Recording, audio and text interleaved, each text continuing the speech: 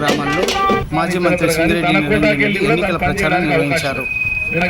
వనపర్తి నియోజకవర్గ అభివృద్ధికి నిరంతరం కృషి చేశానని, ఆర్ఎస్ ప్రవీణ్ కుమార్ గెలిపిస్తే ఆయన అండగా ఉండి వనపర్తిని మరింత అభివృద్ధి చేస్తానని స్పష్టం చేశారు. నాకు ఇచ్చిన దానికంటే ప్రవీణ్ కుమార్కి ఎక్కువ ఇవ్వాలి. ఇది నేను మిమ్మల్ని కోరేది.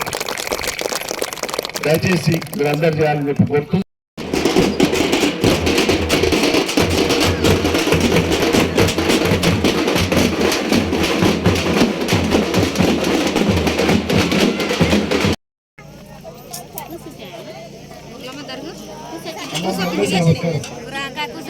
అందరూ మీరు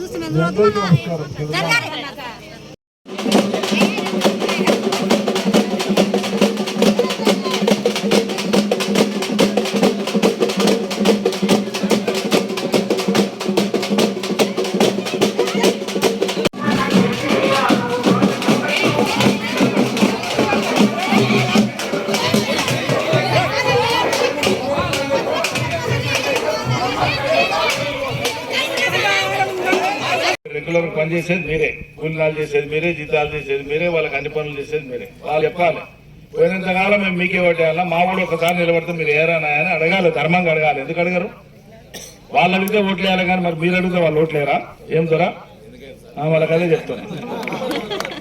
చేయాలి, అందరు చేయాలి, గెలిపేయాలి, ప్రవీణ్ కుమార్ని గెలిపేయాలి. పెద్దమ్మ నేను ఓడిపోతే నాకు బాధలేదు, నాకు ఓపిక ఉంది, 4 ఏళ్ళు ఓపిక పడతా.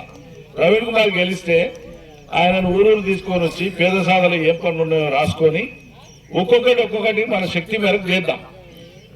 తప్పకుండా మీకు ఆయన పనిచేస్తాడు. చిత్తశుద్ధి ఉన్నవాడు, చదువుకునేటువంటి పిల్లల్ని గొప్పోళ్ళని చేసినటువంటి వాడు. ఎవరు అడగకుండానే పేదల పిల్లలు చేపించినా లేదా? మీ ఊళ్ళో ఎంత అనుకున్నారు? 1 ఏదోట్లకే 1,50,00,000 సీసీ రోడ్ ఇచ్చిన. జనార్దన్ రెడ్డి చేసిన దానికంటే 10 రెట్లు చేసిన నేను. కొంచెం మిగిలింది, అదే చేద్దాం అనుకున్నాను. పేదలు